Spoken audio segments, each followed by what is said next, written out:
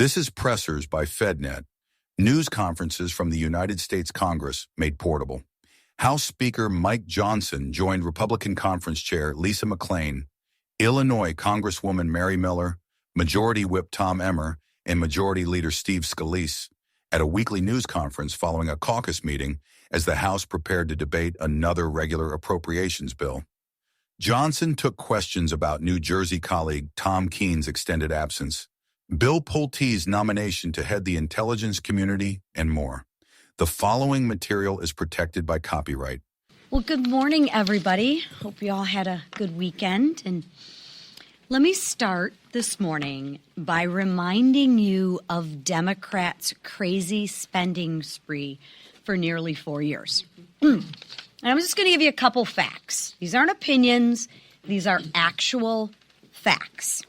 $22 billion from Biden's HHS to provide free housing and cars for illegals, right? We don't have any homeless vets that need housing or cars. We'll give that $22 billion to the illegals. Okay, $45 million for DEI scholarships in Burma. Probably would like to have some American students that would like those scholarships, but we'll give those to DEI scholarships for people in Burma. How about $40 million to improve the social and economic inclusion of migrants? Now, this one's really important. The Biden administration thought it was really important to spend $20 million for Sesame Street in the Middle East. Okay. $8 million, get this, $8 million to make mice transgender. Why? Well, that's a good use of taxpayer dollars, right? Ask yourself, what exactly are we doing here? The Democrats are now making sure that we spend dollars on transgender mice, to make mice transgender. I can think of some other reasons to use $8 million. Maybe the homeless, maybe some housing, maybe some veterans. No, they'll prioritize $8 million to make mice transgender. Okay. Under Biden, federal agencies handed out taxpayer dollars with weak oversight, loose control, and almost no accountability. Since his inauguration, however, President Trump and House Republicans have been taking practical, common sense steps to combat government's waste, fraud, and abuse. And this week, we're continuing to pass legislation to make sure your tax dollars are well spent and those who abuse your tax dollars are actually held accountable, because Republicans know how hard you work for those tax dollars. It should be simple. It's common sense. But I'm afraid my colleagues on the other side of the aisle have forgotten the meaning of that and that concept. Common sense says that if someone steals taxpayer dollars, they should be prosecuted. I think that makes sense. I think the average American who worked really hard for those taxpayer dollars and sees somebody abuse them would like to see consequence to that action. Crazy, right? Says people trying to stop fraud, waste, and abuse are the problem. Okay. Crazy says fraudsters should be protected. Crazy says the American people's hard-earned tax dollars should be given to criminals who are stealing their money. That's crazy. I mean, just look at what's unfolding in Minnesota. Sorry, Tom. Mr. Whip, sorry about that. This is an actual real-life case. Amy Bach was the executive and co-founder and executive director of Feeding Our Future, a Minnesota nonprofit. She and her network stole $250 million intended to feed hungry children. Let me say that again. Money meant for hungry children was stolen by a fraudster who treated your taxpayer dollars like it was their own personal ATM machine. That is disgusting. And that's not a paperwork error. That's theft, and there's no way around it, period. And while Republicans are fighting to crack down on the waste, fraud, and the abuse, every single Democrat has consistently voted against legislation to protect your dollars. In fact, every single Democrat has voted to keep dumping money into these programs without oversight or review. They want to continue the abuse of waste, fraud, and abuse. Ask yourself why. Think about it. Republicans are fighting to stop fraud. That's common sense. Democrats protect fraudsters. That's crazy. Americans work too hard to watch their money go to Washington, and bureaucrats and Democrats abuse their money, their hard-earned money. And it's really easy because it's not their money, it's your money. And let me remind you of one thing that I say every single week. Even though we have waste, fraud, and abuse, and it's rampant like the story of Amy Bach, what do the Democrats want to do? Every single Democrat voted to raise your taxes for more waste, fraud, and abuse. Gee, I wonder why. This shouldn't be complicated, folks. It's a choice between crazy and common sense. House Republicans choose common sense. And we're going to keep fighting to protect your hard-earned dollars, period. And with that, I'm proud to turn it over to my colleague from Illinois, the wonderful Mary Miller. Thank you, Chairwoman McClain. And I want to thank Chairman Wahlberg and my colleagues on the Education and Workforce Committee for moving this package forward and my bill to stop the Child Care Scams, Stop Child Care Scams Act. House Republicans are united in ensuring child care assistance is benefiting American children and families in need, not criminals, scammers, and fraudsters. For years, states like Illinois and Minnesota have tolerated rampant abuse of taxpayer-funded programs, diverting resources away from those who need it most. That is simply unacceptable, abusing the taxpayer, diminishing confidence in the government, and keeping the money that was intended for the most needy in our society from going to them. My bill makes accountability mandatory. States that repeatedly fail to address fraud will face consequences, and fraudsters who have been exploiting the system are officially on notice. House Republicans will continue hunting down waste, fraud, and abuse, routing out corruption, protecting every taxpayer dollar entrusted to us. The days of criminals looting government programs intended for vulnerable children and working parents are over. Shame on the Democrats. Every single one of them opposes transparency and accountability. Now, I'd like to invite Whip Emmer to the podium. Thank you.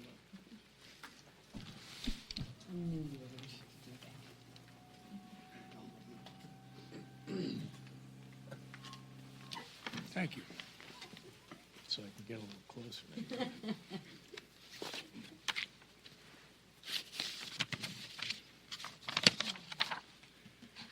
Thanks, Mary.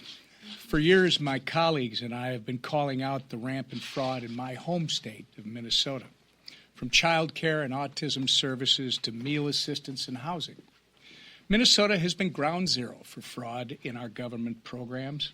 Government programs, as has been said already this morning by Lisa, which are intended for Americans in need.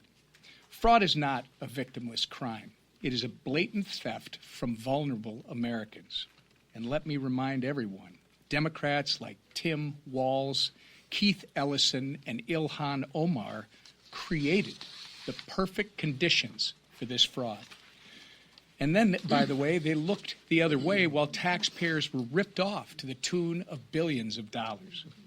In contrast, Republicans are taking decisive action to root out waste, fraud, and abuse. We're going to make it much harder for fraudsters to take advantage of American generosity. This week, House Republicans are going to pass multiple bills tackling fraud head-on. We're not going to do this little frosting garbage that our Democrat candidate for governor tries to do in Minnesota. This is real stuff. First, we're going to pass a package of 8 bills to stop child care scams, like that of the Quality Learing Center. This package implements common sense state reporting requirements and stricter penalties on both states and providers that misuse federal funds for child care. By the way, Timmy Walz could have done this years ago, but he chose not to. He chose not to, and his administration looked the other way for 7.5 years. Next, we're going to tighten the reins on the Temporary Assistance for Needy Families program, otherwise known as TANF. By adding safeguards, we will ensure taxpayer dollars actually go to low-income families who are trying to get back on their feet, not to fraudsters. And finally, House Republicans are going to pass the No Aid for Ghost Students Act. Believe it or not, this actually has to be passed to stop the flow of student aid to fraudsters posing as fake students. All of this is common sense, as Lisa has pointed out, and I hope that our colleagues across the aisle can at least start to agree. Make no mistake, these bills are a massive blow to greedy fraudsters like those in my state. Between the work the House Republicans are doing and President Trump's fraud task force with Vice President Vance, and despite Democrats' best efforts, taxpayers can rest assured knowing their dollars are finally going to be protected. And with that, I turn it over to our leader, Scalise. Beep, beep. Thank you, Whip. Hold on. Oh. That was to the Whip. That was not That's to hurtful. you. That was to the Whip. A direct shot. No, those of us in the boot caucus stick together. Governor Walz heard that one. Good to see all of you. And we are bringing a number of bills this week. We're bringing another appropriations bill to the floor, Agapropes. You look at what Chairman Cole and his members of the Appropriations Committee continue to do, moving bill after bill out of subcommittee, out of full committee. They've got some more subcommittee and full committee markups, but we're bringing yet another appropriations bill to the floor this week, tomorrow. Get that bill over to the Senate. Allow the Senate to start working on a normal appropriations process. It's a commitment Speaker Johnson made the day he came in. He's committed to continuing to follow through so that we don't end up with the Christmas omnibuses that seem to be a pattern around this place, a pattern that we broke. We broke it by getting back to doing the work of Congress, having these appropriations bills move through the process. We're bringing other bills too. You're seeing the NDAA being marked up in the Armed Services Committee later this week. Critical bill to our national security, to our Department of War. Chairman Rogers and his committee, I think he told me yesterday they have about 1,000 amendments filed on that bill. They will go through that process over the next few days and produce a great NDAA bill for our country's defense. And then you'll see that bill coming to the floor shortly thereafter. Surface transportation bill that's moved through 2 committees now, working on that coalition. You'll see that bill moving to the floor. But we're also bringing, as Chair McClain and Whip Emmer and Mary Miller talked about, some more bills to confront the fraud, the massive fraud that sadly occurs in this country with your taxpayer dollars. And it's not thousands or millions, it's billions of dollars that is being stolen every single year from the hardworking taxpayers of America. And House Republicans are committed to ending it, to exposing it, to giving more tools to the lawmakers, to Justice Department, to others, to root it out and send people to jail who steal your money. And why, for some reason, does every single Democrat continue to oppose every measure we bring to root out this fraud? I think it begs an important question to ask. You go back to the One Big Beautiful Bill. We put important fraud prevention measures in there. Bill wasn't just about helping give working families more of their tax dollars back. No tax on tips, no tax on overtime. These are blue-collar workers who are finally starting to get thousands of dollars back in their pocket so they can take a summer vacation, so they can invest maybe for their kids' education fund. But every Democrat voted no. And I don't think it was just because Democrats don't want Americans to have more of their hard-earned money. Democrats also knew that in that bill we had fraud prevention measures that eliminated fraud, that exposed leering centers. Sadly, everybody knows what a leering center is. It wasn't just a typo. It's theft of your money. And how much money? We're talking tens of billions. Dr. Oz estimates over $100 billion just in durable medical equipment and hospice fraud that we're working with him. And we've got actually a meeting with Dr. Oz later today to start rooting out that kind of waste. Imagine over $100 billion just in one agency. And every Democrat stands in the way of us rooting it out. Because we're able to take that money, the savings that we get from fraud prevention, and give it back to families in the form of no tax on overtime. Senior citizens, 85% of whom no longer have to pay taxes on their Social Security. That's how much fraud was out there. And every Democrat voted no. Now, we're going to bring these three bills this week. Again, you look at the fraud in TANF. You'll hear the Democrats on the floor. They're going to hide behind children. And, oh, my gosh, don't take this money away. Well, Lisa told you the story. $42 million from one fraudster in Minnesota, all under the guise of helping feed children who are needy. That's what they do. They use these programs and they talk about lofty things like helping to feed children, and they steal the money from those children to put it in their pockets. Every one of them ought to go to jail. And that money ought to be returned to the taxpayers. Yes, help the people who need it, but take the money away from the fraudsters and send them to prison. That's what we're doing this week. Watch how every Democrat votes on these bills. It's going to be very, very telling. With that, bring up the Speaker of the House, Mike Johnson. Good morning, everybody. Let me just say here at the outset, it's a great day to be alive. It's a great day to be an American. There's a lot of good news. We're highlighting fraud this week.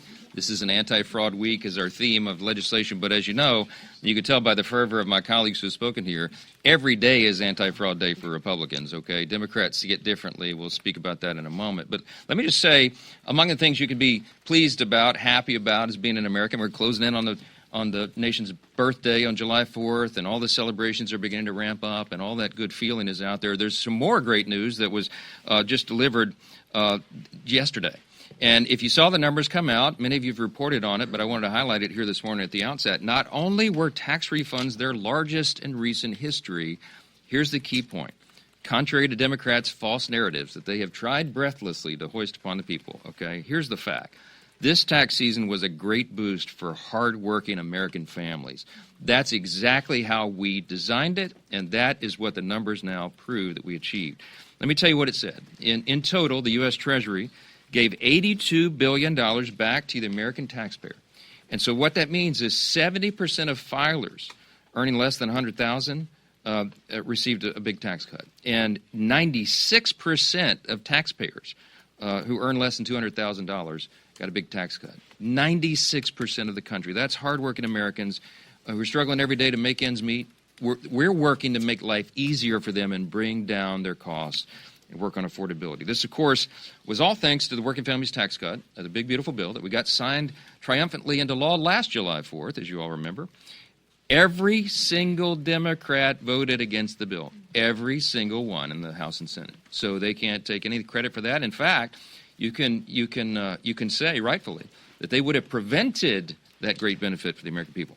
Among its many accomplishments, the Working Families Tax Cut, this consequential piece of legislation prevented the largest tax hike in American history, which would have happened by default had we not passed the bill last December. It eliminated burdensome regulations. It unleashed affordable American energy again and strengthened critical safety nets with reforms to curb fraud, waste, and abuse of the welfare programs. And that's something Americans deeply care about. After voting against tax relief for low and middle class earners, Democrats have zero credibility when it comes to their claims about wanting to help with affordability. It just doesn't wash. Now, we're talking about the war on fraud because it's a very important theme right now. It's being amplified around the country for obvious reasons because we're uncovering more and more. Hey, elections have consequences.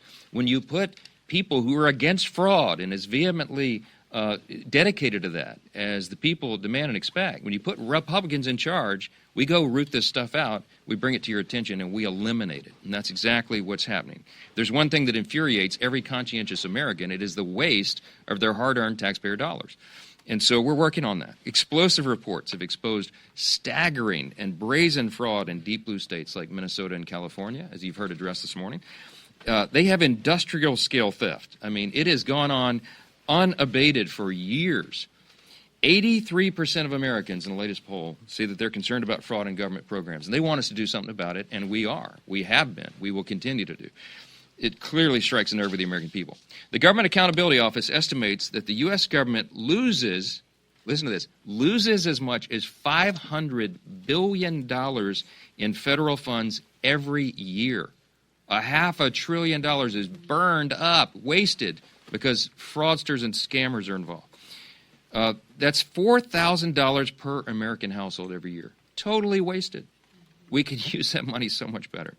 Why does this matter? Because fraud is an invisible tax. What that does is it weakens the buying power of every American tax dollar. And you can bet that when Democrats are in charge, they're not going to be pointing out the fraud. They're not going to point the finger at the billions and billions of dollars stolen on their watch. They're going to be looking to raise more funds. They're going to try to raise more revenue to cover the fraud. That's what their response is. They want more and bigger government. They want higher taxes. They want more spending. And they never talk about reforms. Again, they're voting against the reforms, and you're going to see that demonstrated again this week on the floor. They talk a big game about affordability, but they refuse to do anything to address the rampant fraud in the government, which makes government services more expensive for every American taxpayer. It's certainly no way to run a railroad, as we say. It's no way to run a daycare either, by the way. And Republicans in Congress are tirelessly working on this to restore accountability and get our nation's fiscal house back in order, because that's what people demand and deserve, and we're on it. You heard about just the bills that will be on the floor this week, but just remember what we've already done in the Working Families Tax Cut, just in the Big Beautiful Bill alone. We implemented new measures to prevent illegal aliens from receiving federal benefits, because guess what? That's against the law. We strengthened oversight and accountability for Medicaid and SNAP, two federal programs that were just rife with unchecked fraud. We also ensured in the Big Beautiful Bill, the Working Families Tax Cut, Medicaid rolls were cleared of ineligible recipients faster and more frequently. We required states to check working-age, able-bodied adults' eligibility twice per year instead of just once. And you know what? That's having the desired effect, saving billions and billions and billions of dollars. We also set our sights on eliminating duplicative enrollment in federal health programs, which cost taxpayers an estimated $14 billion annually. Just that line item, $14 billion annually wasted. For the first time, we conditioned Medicaid and SNAP eligibility on common sense work requirements.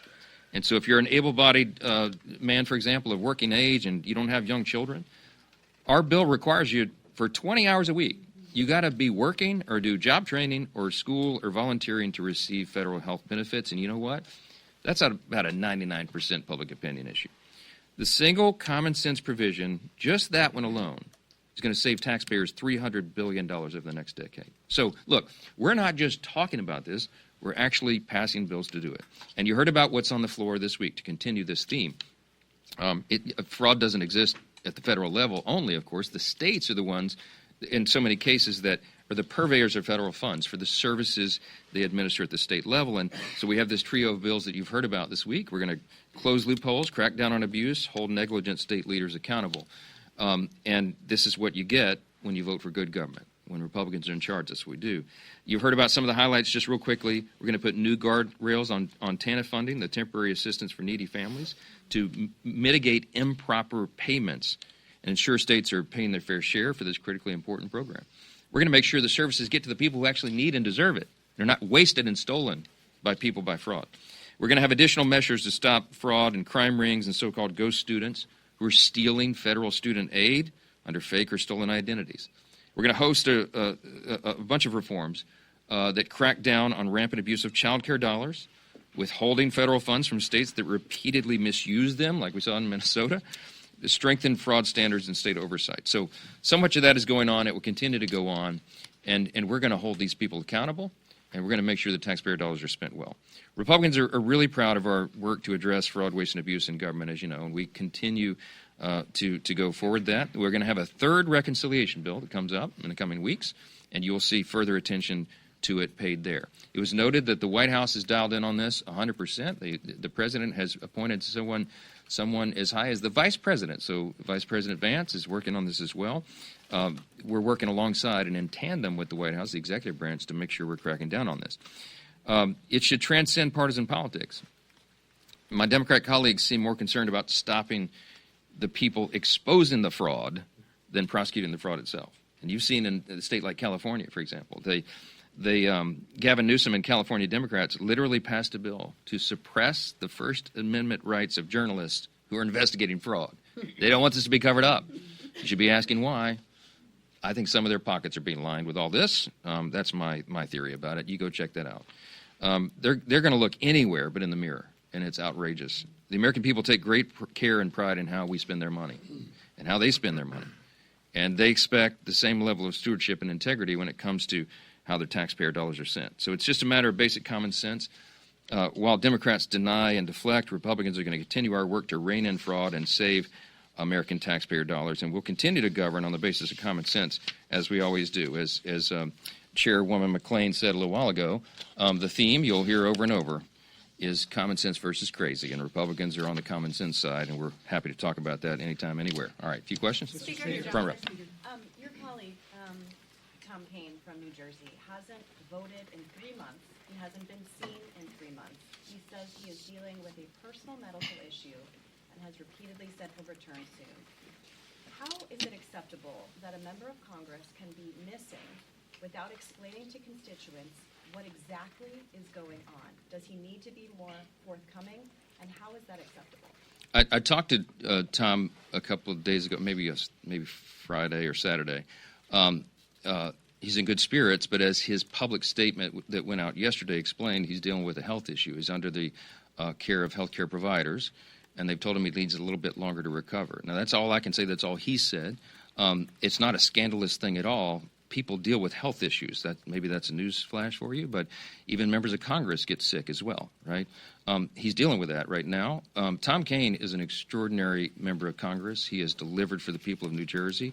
He ran without opposition in the primary yesterday, and he deserved to because he has been a phenomenal member of Congress and a great member of our team here. He comes from a long legacy of public service in his family, as you know. He's a famous family. He is going to be back. He'll be back. He's working remotely right now, as he explained in his statement yesterday, and he's anxious to come back in person and be here voting every single day. So I'm going to let him address the rest of it. People are entitled to get sick. You know, this happens. And that's the most we can say about it. He's going to give full transparency and full explanation when he gets back, and I'm encouraging him to do that. Speaker Johnson, do you think that Bill Pulte is qualified to be the acting director of national intelligence, and do you think you can still pass a bipartisan FISA deal given some of the Democratic pushback to that? So here's the thing. The president obviously has the prerogative and the choice on who he appoints to these positions, and this would be an interim appointment. What I would tell you about, I'm glad you brought up FISA, because I think what's absolutely outrageous about this whole thing is that Democrats in the Senate, and I guess in the House as well, are now suggesting that they would allow FISA, they would withhold their votes on FISA's reauthorization, which expires next week. The statute will expire, as you know. They withhold their votes because of an interim appointment that is the president's choice to do. That is absolutely outrageous. Every one of you should be following them around with microphones and challenging them on that, because FISA Section 702 is responsible for approximately two-thirds of the President of the United States' daily national security briefing comes from the collection of intelligence through this statute. We enacted it in Congress after 9/11. The reason we haven't had another 9/11 on our shores is because we have this critically important national security tool. It is the most important intelligence tool that we have. The idea that they would try to play politics right now because they don't like the president's choice of an appointment is absolutely stunning to me. But it shows to you one more time, as we say here weekly, this is not your father's Democrat Party. These are not reasonable leaders over here, okay? They will use pain for the American people for political purposes, and this is the latest example of it. I think it's absolutely outrageous. President Trump last week, when talking about Iran, said that he doesn't care about the midterms, and he does have these numerous building projects around D.C. He's very focused on foreign policy. While voters are concerned about cost of living issues above all, do you feel like the president is focused enough on the midterm? Absolutely. I spent 3 hours with the president in the Oval Office on Monday. The vice president was there. Secretary of State was there. J.D. and Marco and I and the president, we talked about domestic policy almost the entire time. There's a lot going on in the world, but the president has his hands at the wheel. When he made the comment about the midterms, obviously you all saw, I'm sure you all saw the context that has not been fully reported. They were asking him about Iran and negotiations for peace in that situation. And they asked him if the midterms is the controlling factor of that. He said it's not. It should not be. He's the commander-in-chief. He's trying to prevent the largest sponsor of state terrorism from having a nuclear weapon that would take out Israel and potentially us. It would go after our allies and friends and Americans. Remember, this country in Iran declared war on us 47 years ago. They chant death to America, okay? The president is trying to keep the people safe. The first responsibility of the commander-in-chief is to keep the country safe. He has done that. He's demonstrated it every day. Speaking of domestic policy, we got that border secured. In the previous 4 years, we had a totally, we had I would say, a corrupt administration in this sense that they allowed the border to be open and allowed dangerous criminal illegal aliens to come into the country and do untold harm on us. They had fentanyl flowing over the border, killing hundreds, thousands of Americans. The president got on that and he stopped it. And he is dialed in every single day on the cost of living, on domestic affairs, on the price of gasoline, on the things that are burdening hardworking American families. We're pushing legislation to solve it. He's used his executive authority to solve these problems, and we are working on that final piece, which is to get peace in the Strait of Hormuz, to get commerce reopened there. We're calling on all of our all of us, calling on our allied nations and friends, the Arab states in the region and NATO partners and everyone else. The entire world has an interest in the Strait of Hormuz being reopened for commerce. That's what he's working on. So what he said there has been taken out of context, and it's so unfair. This president is more laser-focused and more dialed in on domestic issues here in the homeland than any president in memory. He spends more time working on domestic issues in one day than Joe Biden did in 4. That is an objective fact. This president's dialed in. He talks to y'all constantly all day long. As I was in the Oval Office with him for 3 hours, he took individual calls from individual reporters. Have you ever known of a president of the United States to take calls on his cell phone from individual reporters? No. This is the most transparent president in history. He cares about America. He's pushing the America First agenda because that is his responsibility, and we're on it like white on rice. Yes, ma'am. Yeah. Thank you, Mr. Speaker. Just to clarify from Caitlin's question, do you know what the health concern is for Congressman Kaine? And then second, Representative Ogles on his Twitter or X account posted, you know what I'm talking about, that homosexuality has no place in America. He took that down and said a staffer posted it. I wonder what your response is to that statement. First, on Tom Kaine, I do know what his health issue is, but he's asked me not to disclose that, and I'm going to honor that. I mean, I should do that. It's my job. I would do the same for anyone. I've also told him that there is nothing untoward or scandalous at all in having a health issue, and as soon as he's ready to talk about that, you're all going to breathe a sigh of relief and say that makes sense. What he's dealing with is something very common and not a big thing. We don't do proxy voting in Congress, and he's not been able to be here because he's treating his illness. But when he explains it, it'll all make sense, and there's nothing untoward about it at all. What was untoward is the post yesterday, and I haven't had a chance to talk to Rep. Ogles yet, but Andy's a good guy, and his tweet explained that. They pulled it down. He explained that some errant staffer did that.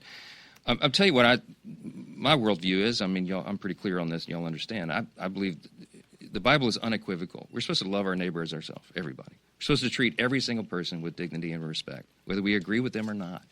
It's a Christian virtue. It's a biblical virtue. It's also an American virtue. It's part of who we are, out of many one. We're a melting pot, okay? So we can advocate for policies and disagree with our colleagues or anyone else, but still treat them with dignity and respect. That's an obvious thing. We want every member here to walk in the dignity of their office, Republican, Democrat, Independent, or otherwise. And we're always consistent about that. That's my statement on it. There's nothing more to say. Andy took it down and did it publicly. So he should have done that. It was the right response. Mr. Speaker. Jake. On FISA, first of all, I don't think he said it's interim. It's an acting role, but he's not said that he's going to appoint somebody. So I don't think. Well, acting is interim by definition, always, right? Okay. Yeah. Let's. If Democrats are not going to, they say they don't trust. They said they didn't trust Gabbard, and they've said they don't trust Pulte. Could you pass FISA without Democrats? The answer. The Democrats wouldn't trust Jesus. He hasn't been. They're not good. There's not a single person. He hasn't been nominated. But do you? I mean, how do you handle this if you can't have Democratic votes? They're playing political games, Jake. The Democrats are not willing to do anything, even the most simple, basic, important responsibility to keep the American people safe, because they want to make life hard for the president. You know, TDS, Trump derangement syndrome. I don't know how else to explain that. I don't think, I can't think of a single person that they would willingly go along with right now. That's where they are. And so it is a constitutional crisis, really, in one sense, because when you have a party whose sole objective every day is to stop the president, wreck the administration, make his life miserable, not go along with any of his appointments or any of his agenda, it creates a real crisis for the American people. We got to get past that. So, I mean, I'm calling on Democrat colleagues, put the politics aside. For the sake of FISA reauthorization, if nothing else, this is the statute that keeps Americans safe. And if we want to prevent terrorist attacks in a homeland, we cannot allow that to go dark. Republicans are ready to put this into action, but we have to have 60 votes in the Senate. They're going to have to put that stuff aside and allow the president to do his job. Thank you. Thanks. Thanks for listening to this FedNet podcast, and be sure to subscribe on your favorite podcast platform. This program is provided only for informational and educational purposes. Unauthorized reproduction, distribution, or use of this episode without express written permission from FedNet is prohibited.